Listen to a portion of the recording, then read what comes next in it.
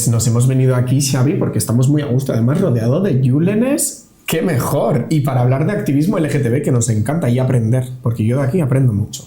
En primer lugar, saludamos a nuestro habitual Julen Gorosabel. ¿Qué tal? Arratsaldeon. Arratsaldeon, Kaixo. O Gabón, siempre digo Arratsaldeon, pero a estas horas ya lo que uno sea. no sabe qué decir. Igual voy a hacer incluso de así que a la mañana también puede ser. Y Julen Zabala, ¿qué tal? Arratsaldeon, Gabón, o lo que sea, o Gunón, si alguien lo está viendo por la mañana. Verdín. Nuestra enciclopedia LGTBIAQ+. Ok, sí. Completamente. Bueno, decía Mingarasi, hoy hablamos de activismo LGTBIAQ+, vamos a hablar de los orígenes del movimiento. Hablaremos de cómo comenzó en Guipúzcoa, cómo comenzó en Euskadi, pero hay que ir más allá, evidentemente, y también hay que hablar de los inicios tanto en Barcelona como en Madrid, como en toda España, ¿no? Nos vamos a los años 60, Julen, que es cuando empieza a cambiar esa sociedad todavía dentro de la dictadura de Franco, que bueno, gana Massiel Eurovisión en el año 68 y empiezan ya esos primeros cambios sociales, ¿no? Sí, es que hay una cosa que, es decir, no todo el franquismo fue igual y sobre todo a partir de los 60 hay unas características que ya cambian bastante lo que es sociológicamente el país. Por ejemplo, pues ahí está todos los nacimientos de la época que se llama el baby boom, ¿no? También hay un traslado de la población rural se convierte en urbana y por lo tanto cambian muchísimo las costumbres, las tradiciones, en fin, todo hay como que se deja todo lo rancio y de alguna manera empieza a construirse una nueva sociedad. Mis padres, por ejemplo, ya no eran aquello de lo más oscuro, sino que ya tenían unas visiones mucho más modernas, vamos a decirlo entre comillas, que eran otro carácter, ¿no? Entonces, a partir de los 60, que sociológicamente el país ha cambiado un montón, han cambiado las costumbres, también es muy importante que se había abierto al turismo y entonces venía mucha gente, o sea, entraban otras cosas de fuera. Y hay una revolución en cuanto a música, cine, en fin, todos los años 60 son determinantes. Y ahí, bueno, se puede poner como un hito, aunque has dicho 68, 69, cuando... Massiel gana el 68, 69, Salomé. 68, cuidado con un eurofan, cuidado con un eurofan. 68 es cuando gana... sí, porque fíjate, o sea, 68 es Massiel, el 69 es Stonewall. Entonces coincide con el fallecimiento de Judy Garland, todo hay que decirlo. También, sí. Y bueno, entonces ahí se puede decir que a partir de ahí entramos en una nueva fase. ¿Y por qué fue tan importante la victoria de Massiel? Esto me ha sorprendido bastante. No, es algo de decir, no es que sea importante, sino que ella también estaba en contra del régimen, de alguna manera, bueno, fue distinto, le quisieron recibir de otra forma y ella se negó, o sea, quiero decir que ella era muy jovencita y entonces lo que dice cambia muchísimo ya lo que es un símbolo, sin más, o sea, no, pero sí es verdad que se representa muy bien lo que fue, para empezar, ganar Eurovisión. Eurovisión no era lo que es ahora, o sea, quiere decir que era otra cosa. Había orquesta. Sí, había orquesta y no era tan gay friendly, era otra movida distinta, pero sí que tenía una importancia en cuanto a que, bueno, el ganarlo fue un buen escaparate, ¿no? Sí, un escaparate y además, bueno, es como entrar en Europa, de alguna manera. Sí, a la imagen que dabas, ¿no? Internacionalmente, claro, a los demás países. Entonces, pues Massiel lo consiguió y de alguna manera, pues con una canción muy fresca, muy desenfadada, con una cosa muy así, ella también, la imagen era esa. Y entonces, bueno, pues era todo lo contrario a lo que os podéis imaginar de lo que era el franquismo como tal, sobre todo en los primeros años. Claro, claro. Julen, ¿se puede decir que nuestra primera batalla fue despenalizar la homosexualidad? Sí, de alguna manera, hombre, el gran problema estaba, bueno, aparte de este cambio de que estamos hablando de los 60, es que realmente la legislación, sobre todo la de ley vagos maleantes, que era la que existía desde el 54, cuando se penaliza la homosexualidad, hay bueno, fijaros que esa ley, si era tan antigua, tan obsoleta, se había quedado que se llamaba la gandula. Probablemente se la conocía por la gandula. Y no solamente estaba la homosexualidad, sino que estaban pues la gente que vivía en la calle, bueno, que hoy diríamos sin techo, pero que entonces se decía, bueno, pues eso, que estabas en la calle. También pues tenían pues los que tenían problemas de drogadicción, en fin, todo lo que era la marginación y todo lo que estaba al margen del sistema estaba dentro de lo que era la ley de la de la ley de la Muy mandula, católico ¿no? castigar a los marginados, ¿verdad? Sí, muy... Es que yo siempre digo, alguno se tiene que leer la Biblia y ver lo Sí. que hacía Jesús de Nazaret, por ejemplo, con los leprosos, ¿no? Con las prostitutas o Sí, con y entonces- toda esa gente Sí, de también mal. las prostitutas. Entonces, ¿qué es lo que pasaba? Todo lo que era de mala vida, es decir, todo lo que... tal cual. Entonces, la ley se había quedado absolutamente obsoleta y entonces en el año 70 se cambia la ley de vagos y maleantes por una modernizada, por así decir, que es la Ley de Peligrosidad y Rehabilitación Social, la LPRS, conocida normalmente por LPRS. Pero ya es una ley que sale, que nace antigua, por así decirlo. O sea, hombre, viene con una intención que ya no era condenar como condenaba la Ley de Vagos y Maleantes, sino lo que hacía era decir, éramos peligrosas, que es la peligrosidad, es el concepto que tiene, y lo que hace es intentar rehabilitarnos. Pero claro, no había sitios para rehabilitarnos más que la cárcel, lo cual es terrible. Entonces, quiero decir que ahí pasaban, a partir del 70, la ley tiene un hecho, algo totalmente contradictorio, que es que se crea, ante esa nueva ley, se forma el primer activismo, que era más homófilo, que se crea la agrupación homosexual para la igualdad sexual, AGOIS, y entonces están en contra, o sea, precisamente lo que consigue la ley es crear gente concienciada para luchar contra ella. Y el primer activismo nace precisamente a partir del 70. ¿Cuándo fue la primera manifestación LGTB? Bueno, pues entonces, a partir de hablando de esto, se crea ahí el Movimiento Español de Liberación Homosexual, el MEL, que lo crea Armand de Fluvià y Francesc Francine. Y ellos dos, bueno, a partir de ahí, bueno, se va creando en diferentes sitios como unas células, claro, dentro de la clandestinidad, y a partir de la muerte de Franco el MEL se convierte en el FAG, en el Front d'Alliberament Gay de Cataluña. El FAG es importante porque representa, o sea, ya empieza a tener un activismo moderno, o sea, es decir, lo que sería... y a partir de ahí salen a la calle en el 77. La primera manifestación tiene lugar en Barcelona, en las Ramblas, en junio del 77, para celebrar precisamente el orgullo, que era tal. La manifestación es duramente reprimida, pero las que se ponen al frente de la manifestación son las travestis. Otra vez, sí, o sea, dan la cara y tal. Quiero decir, porque luego en el FAG hubo muchas tensiones diciendo que eso no nos representa, las querían de alguna manera normalizar, ¿no? Lo que sería la historia más, el tema homosexual, y decir, pero sí que es verdad que las primeras que estuvieron las travestis en la manifestación de Barcelona. Al año siguiente ya se hacen manifestaciones en Barcelona, en Bilbao, Madrid y Sevilla, en el 78, también en el Orgullo. Ya se había creado la Coordinadora de Frentes de Liberación Homosexual del Estado Español, que tiene el nombre de la COFLE,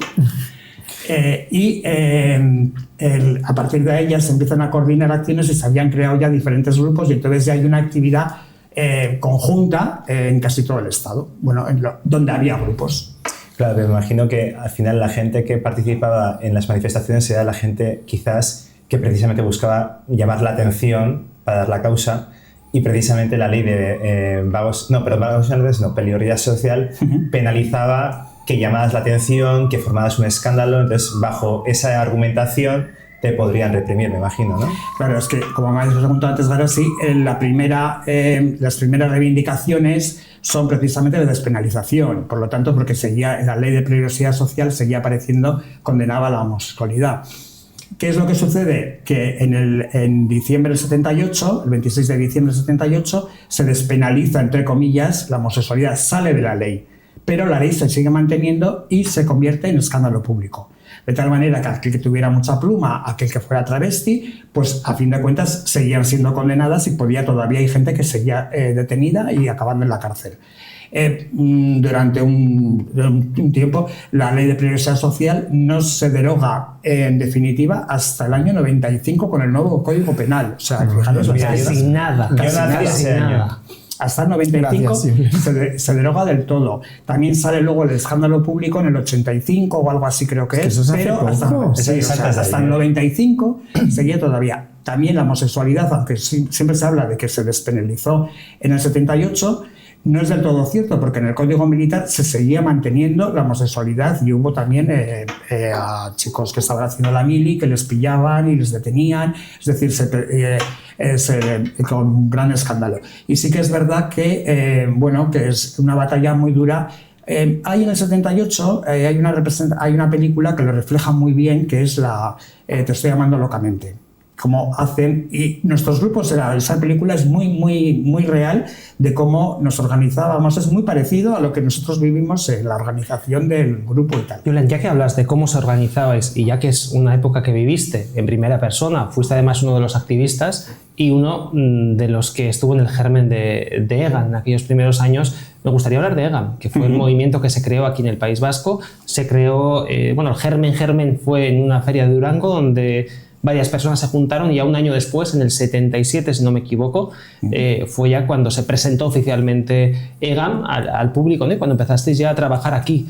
¿Cómo se recibió en aquel primer momento que hubiera un movimiento de esas características en el País Vasco? Sí, pues realmente fue una conversación de Antonio Quintana y Manuel Álvarez, que son como los fundadores, los que crearon EGAN en Bilbao, se juntaron en la feria de Durango. Y Antonio Quintana venía de Londres, había estado allí trabajando, estudiando, no sé qué tal, y cuando viene él ya conocía el front el Gay Liberation Front y el activismo que había ya en Inglaterra. Y dice, mira allí cómo va, no sé qué y tal. Esto estoy hablando de finales del 76. Y entonces Imanol era muy escéptico diciendo, pero aquí eso no va a funcionar, no sé qué y tal. Pero dice, bueno, si damos un impulso, yo me conozco a mucha gente que se conocía entonces en el ambiente, que ya existía, y de alguna manera entonces empezaron a tener adeptos, a organizarse. ¿Había ambiente en aquella época? Sí, había ambiente, sí. O sea, había muchos locales, sobre todo en Bilbao. Bueno, y aquí ya hemos visto lo de la Cuesta del Culo. Ya hemos hablado de ello. Cuando hemos hablado, pues realmente eso ya existía en el 79, o sea, es decir, en el 77 pueden ser el principio, más o menos un poco así, empezaban a tener los locales. Va todo un poco en consonancia, ¿no? Se crea el activismo, de alguna manera también se va creando toda se va viendo nuestro ambiente, nuestra forma de vivir, nuestras características, todo se va creando de alguna manera en esos años, ¿no? Y entonces EGAN se crea en Bilbao y rápidamente ya en el 78 ya empieza a haber grupos o gente que andaba en torno a EGAN, tanto en Donosti como en Iruña. En Donosti sí que es verdad que se celebra una de las COFLES, las reuniones de la COFLE, en enero del 79, y a partir de ahí se forma un grupo más estable con el que yo contacté y es cuando entré, y en el 79 se puede decir que en Donosti es cuando empieza a haber un activismo de EGAN como bastante masivo. Sí que es verdad que teníamos bastante miedo de dar la cara. Se intentaba, porque ya sabíamos, como os he dicho, en el 77, 78 se habían organizado ya diferentes orgullos, y en Donosti queríamos organizar el orgullo en el 79.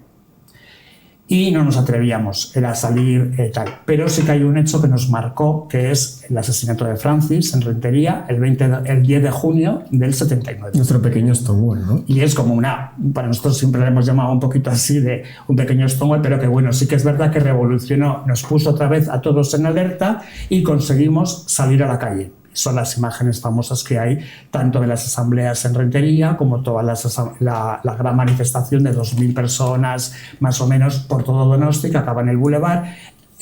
Por si hay algún despistado, vamos a recordar el hecho. Fue un transformista de la época, del año 79, que actuaba en el Apolo de Rentería, un local que existía entonces y que fue asesinado por un policía nacional.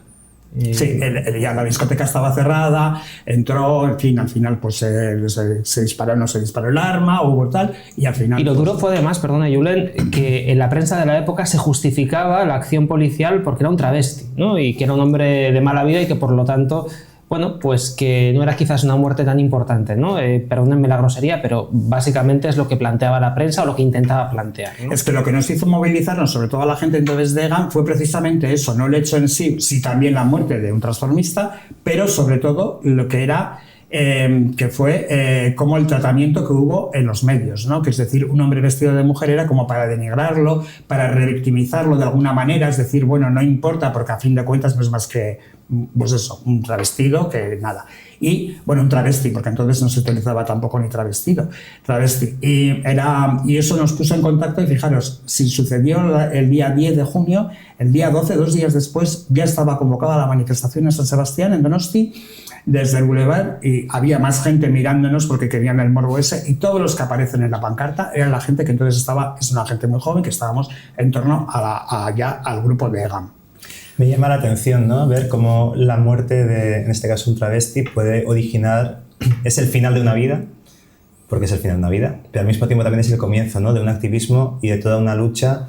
Me llama la atención que os organizáis de una forma tan rápida en un momento en el que no había ni siquiera internet ni redes sociales, y ver de qué forma tan visceral cogisteis las calles y reivindicasteis los derechos y cómo empezó todo. Me parece fascinante. Bueno, por eso hice el cortometraje, básicamente, porque me parecía increíble. Sí, ¿no? Y además, fijaros que Francis fue aquí en Donosti, en Bilbao pasó algo similar o parecido con una muerte que apareció muerta, quemada en una celda, una prostituta, María Isabel Gutiérrez, que también provocó que el grupo de EGAM, es la primera vez que sale a la calle con las letras de EGAM, junto a los colectivos de marginados, de los que eran de grupos de apoyo a la COPEL, que era la Coordinadora de Presos en Lucha, también las prostitutas, que es la primera vez que salen. Hay una huelga de prostitutas en Bilbao, o sea, que salen a la calle y tal, y son es noviembre del 77. Quiero decir, 2 hechos, por eso, como decías, Julen, las muertes provocan, o en aquel momento provocaron una reacción muy fuerte, y las primeras salidas a la calle, tanto en Bilbao como en Donosti, son precisamente por eso. Y luego, bueno, el hecho en sí podía haber sido y se podía haber quedado, pero sí que es verdad que el grupo de EGAM lo que ha hecho siempre ha sido mantener la memoria, el asesinato de Francis, recordarlo desde el año siguiente, y luego ya a partir de esa fecha, fijaros si es tan importante que para nosotros no coincide en el mes de junio como si fuera el 28J, a partir de entonces siempre ha habido manifestación en Donosti el 28J. Fíjate, yo quiero reconocer el trabajo que se está haciendo también en la actualidad.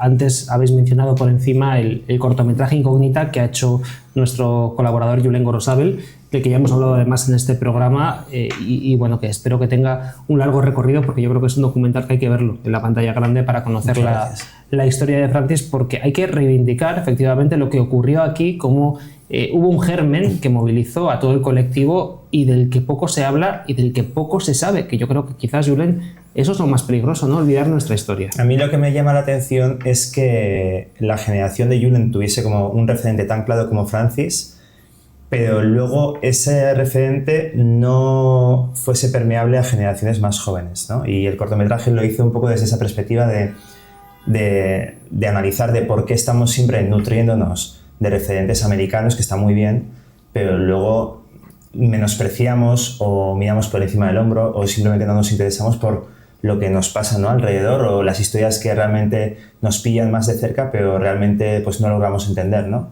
Y para mí conocer a Julen y todo ha sido eso, un puente, construir un puente intergeneracional, y el cortometraje lo hice por ahí. Y bueno, Julen fue uno de los que más me ayudó, o sea, el que me ayudó haciendo el cortometraje, ¿no? Y me parece importante reivindicar a Francis, porque reivindicar a Francis también es reivindicar nuestra cultura queer y empoderarnos de alguna manera y entender que no estamos tan solos, ¿no? Mención especial también a Xavier Susperregui, que publicó un libro sobre la historia de Francis, un libro además, hubo un intercambio bonito en el Festival de Cine de San Sebastián con el tuyo, Maite Miña, y con el suyo en esa proyección de Incógnita de tu cortometraje que tuvo lugar en Las Memorias Sinvergüenzas, ese pequeño festival de cine que se hace dentro del festival con cine queer. Totalmente. Y bueno, pues también una mención especial, ¿no?, a ese trabajo. Quiero decir también que el cortometraje se va a proyectar en el Francis al Día de este año, no sé exactamente cuándo se emite, pero se va a emitir en el Francis al Día. La idea es proyectar La muerte de Miquel del año 84, que sale Fama, y anterior a esa proyección proyectar La Incógnita. Entonces, si la gente se anima a venir a Rentería a ver estas proyecciones, pues más que bien. Sí, es a finales del mes de mayo. Eso es.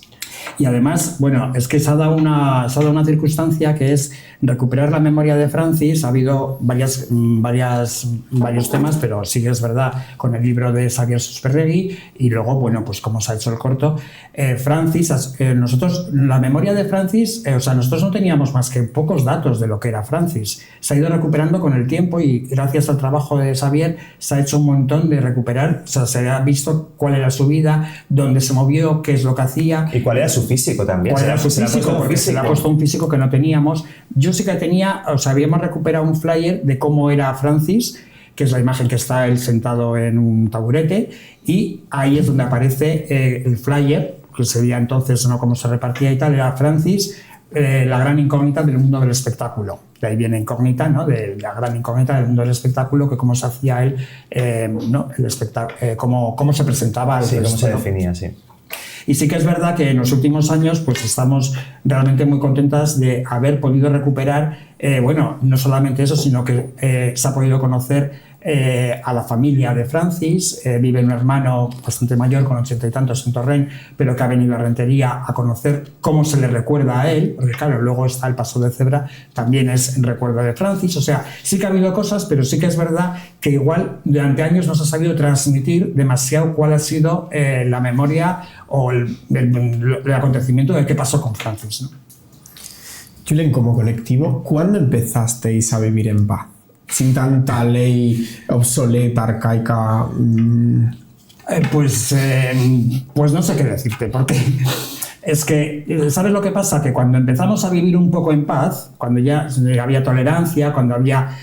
nosotros además lo único que pedíamos era respeto. O sea, qué mínimo. Lo mínimo, ese sí. Si te dejaran en paz, ¿no? Qué básico. Con eso ya. Hay pancartas que dicen dejarnos en paz. O sea, que es decir... No te lo puedo decir más claro. Claro, entonces, bueno, pues cuando empezamos un poco a vislumbrar ciertos cambios y ciertas cosas a principios de los 80, cuando ya teníamos el ambiente, ya teníamos no sé qué, pues llegó otra tragedia que nos cayó encima, que es el tema del SIDA, del que ya hemos hablado aquí también. O sea, que justamente aquello otra vez nos hizo replegarnos, meternos otra vez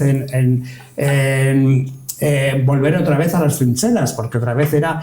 Y claro, es duro pensar que, bueno, yo creo que hasta la normalización realmente llega un poco a partir del 2000, ¿no? Es decir, cuando hay un cambio social también importante, como os he dicho, si en el Código Penal acaba en el 95, pues fijaros, cuando desaparece la ley de previsión social, aunque no se aplicara en nuestro caso, o bueno, tal cual, pues sí que es verdad que hasta que se han recuperado ciertos derechos, pero que encima luego siempre hay que estar alerta, porque sabes que detrás... Eso te iba a decir. Puede ser, corrígeme si me equivoco, que ahora estos años que hemos estado muy tranquilitas y muy a gusto, ahora viene esta oleada de extrema derecha y tengamos que volver a las trincheras. Claro, es que no solamente aquí pensar, fijaros Trump, lo que está haciendo, los decretos antitrans que está haciendo en Estados Unidos. Y aquí harían exactamente lo mismo si pudieran. O sea, quiero decir, No, tengo que decir que Ayuso creo que ha quitado la prohibición de terapias de reconversión, creo, en la Comunidad de Madrid. Si no me equivoco, no lo tengo confirmado. Sí, ha eliminado,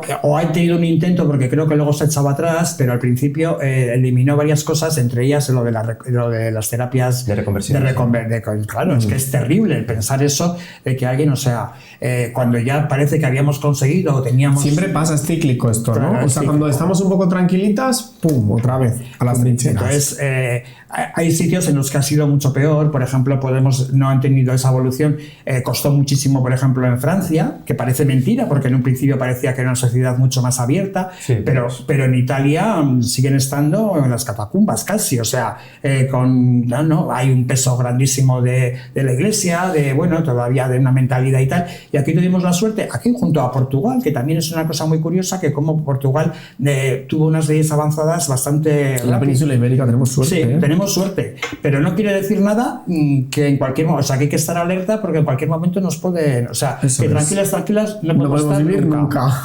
Pues yo me quedo con ese mensaje, dejadnos en paz, queremos estar tranquilas. Y que tranquilas no podemos vivir nunca, o sea, la gente en casa que esté atenta por si acaso, las necesitamos.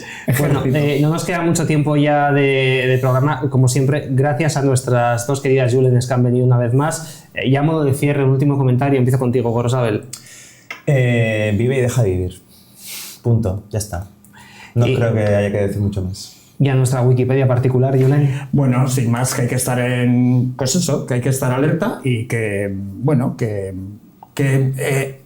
que reconocer que aquellas que dimos el paso en un momento dado, bueno, pues que las nuevas generaciones sepan que también, igual en un momento dado, les tiene, o sea, que todo lo que se ha conseguido es gracias a mucha gente que ha estado luchando antes y que en un momento dado igual os va a tocar también salir a defender hasta lo más básico. Sí que tenemos que cogeros el testigo, yo creo. Pues nada.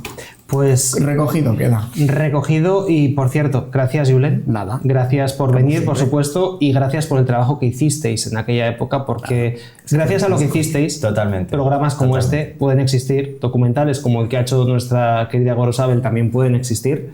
El de Incógnita, por cierto, en el Francisco al Día, por favor, no os lo perdáis. Increíble ese documental sobre Francis. Nos vamos. ¿Brindamos ya para terminar? Venga, no nos podemos marchar sin brindar. Venga, por seguir las tradiciones, por toda la gente que peleó y que hizo posible que nos dejaran un poquito en paz. Hasta la semana que viene, Agur.